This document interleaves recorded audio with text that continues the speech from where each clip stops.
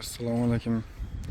Hurmatli yurtdoshlar, yana bugun pishgan kerochimizni hozir arzonlatdik. 1150 so'm edi, 1100 so'mdan berib boshladik. Ko'proq arg'onlari yana qaytib beraveramiz. 50 ming 60 ming ollara 1050 so'mdan ham beramiz dastlabki etib ichinde.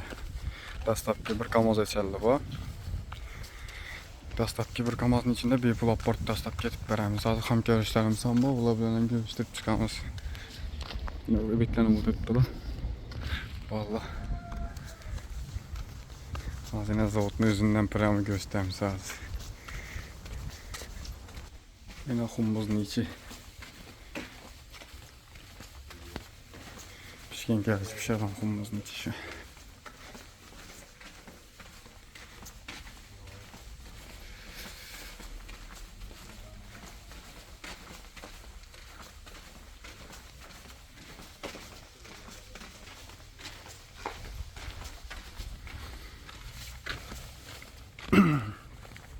Ham kerochlarım chellada seyislar ham bor, po'ylar dul tutdi kerochda.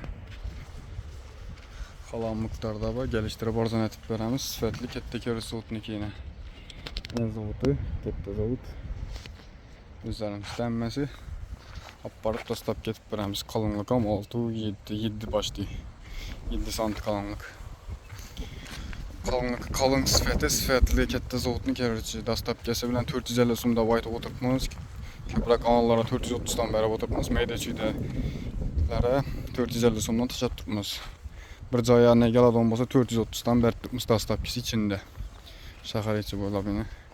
Chellada senslar ham bor endi kerochi. İzine yana chiqib boraveradi bu.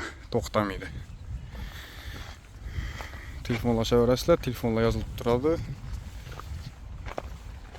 Kerochni razmerlarini aytadigan bo'lsak, mindinesine 6-7, mindinesine 25, mindinesine 12.